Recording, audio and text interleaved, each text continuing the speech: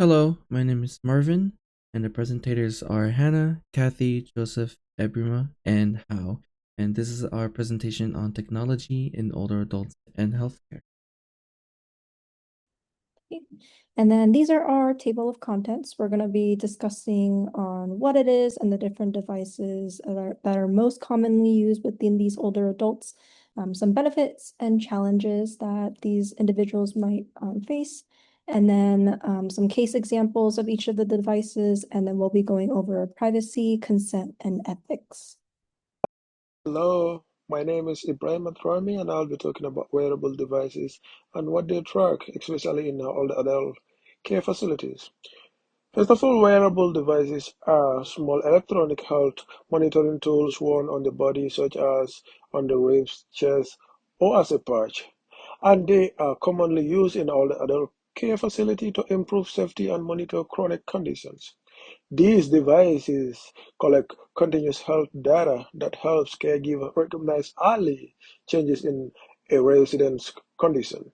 Common wearable devices include smartwatches, activity trackers such as Apple Watch, Fitbit, and Garmin, which can monitor heart rate, oxygen saturation, activity levels, sleep patterns, respiratory rate, and fall detection. Continuous glucose monitoring CGM such as Dexcom, Freestyle Libre are also widely used to track blood glucose level continuously and provide alert for hypoglycemia and hyperglycemia, which is especially important for older adults with diabetes. In addition, medical alert devices like Life Alert and Emergency Bracelet provide an emergency call button and sometimes fall detection to quickly notify caregivers or emergency services.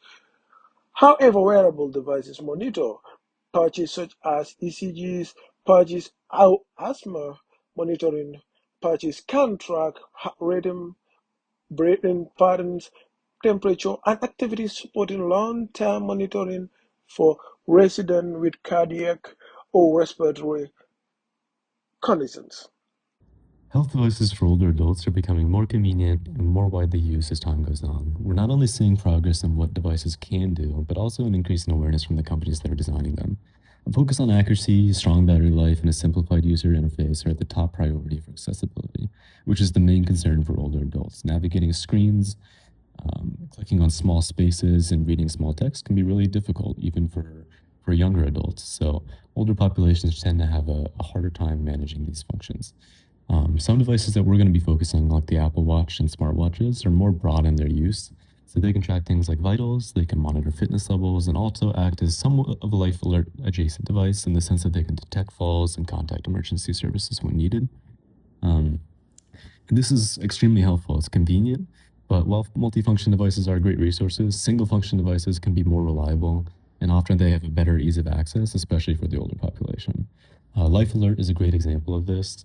It's a one button system, so emergency contact after a fall. And while Apple Watches are capable of doing this service, emergency services are on the way without needing to navigate a screen or carry the risk of a mistake. Because you just tap a button and they'll be on their way. This is especially useful when you think about the conditions and symptoms that could lead to a fall. Somebody is in a state of confusion or delirious or in trouble medically, they're most likely not able to manage their screen, and if the Apple Watch isn't functioning properly, it can lead to disaster. Um, so single function devices tend to be more reliable. Devices like the Dexcom are another thing. Where reliability comes into a factor. They are able to take blood glucose monitoring to the next level in terms of how often they monitor blood glucose. It's consistent. It often helps older adults avoid missing checks or reaching too dangerous of a level of blood glucose to combat. Um, and possibly the greatest risk that these devices can carry is a resource of data. For a lot of older adults who need help tracking their general health information, it provides a file or a broad sense of information that can go to a care team, it can go to families. It just adds an extra level of reassurance and less pressure on the patient to collect that data, especially if they have some sort of cognition issue or memory loss. Um, these devices are also proven to garner results as well. Devices like the Fitbit showed an increase in over 900 steps per day on average for older adults. in a range of 85 years old, which, as we know, greatly decreases the amount of fall risk and increases physical aptitude. Overall, when matched correctly, health devices in older adults can help them stay independent. It can reduce falls, it can save lives, support families, and provide valuable information to healthcare providers. Okay. And so, as we heard, wearable devices can be super helpful for safety and health monitoring, but for many older adults, the biggest barrier is not necessarily motivation, but mainly access and usability. The first barrier is cost and access. An Apple Watch can be pretty expensive, and Dexcom can be costly depending on insurance coverage, and even Life Alert has ongoing monthly fees. For some older adults on fixed outcomes, this makes wearables feel like almost like a luxury instead of a healthcare tool. And if they don't have a compatible smartphone or Wi-Fi, the device may not work as intended. The second challenge is technology literacy and setup. These devices often require multiple steps such as charging, pairing to a phone, app updates, and notifications. With the Apple Watch, even small tasks like opening the right app, adjusting settings, or responding to an alert can be confusing. If someone has mild cognitive impairment or just limited experience with smartphones, the learning curve can be pretty frustrating and it can eventually lead to abandonment. The third barrier is physical and sensory limitations. Older adults may have vision changes, hearing loss, arthritis, and or tremors that can that makes it harder to tap small screens and read tiny text. For example, with Dexcom, wearing and changing a sensor can be challenging if someone has reduced dexterity or has thin, fragile skin. Skin irritation and adhesive allergies are also a real issue. So if a device is uncomfortable, it won't be worn as consistently, and inconsistent use limits the device's benefits. And lastly, false alarms and alert fatigue. Devices can sometimes over-alert, and Apple Watch fall detection or heart rate notifications can trigger anxiety, especially if the person doesn't understand what the alert means. Life alert can also lead to hesitation. Some older adults worry that they'll bother emergency services, or they fear embarrassment if it's like a false alarm. Over time, too many alerts can make people ignore them. And then we'll go into so what helps. So what helps? How can we work around these barriers? One of the biggest solution would be to match the device to the person. We can start off simple by using larger fonts for people whose visions might not be the best anymore, helping them reduce unnecessary notifications. So if their family member texts them, they can see that. We can also involve caregivers if the patient agrees, because it's important to provide hands-on training and do follow-ups and check-ins to make sure these devices are working well for these older adults. If there are any updates on these said devices, we are able to guide them and help them understand how to use these devices to their full potential. We've been talking a lot about the device. So how do these devices actually perform in the real world? According to study, technology such as Apple Watch has shown promising results in monitoring older adults after discharge from emergency department. The research showed that many are able to independently apply and charge the battery of the device. However, more advanced features such as navigating the screen or interacting with the app-based connectivity are found to be more challenging. Interestingly, prior exposure to smartphone or digital assistant significantly improve the usability.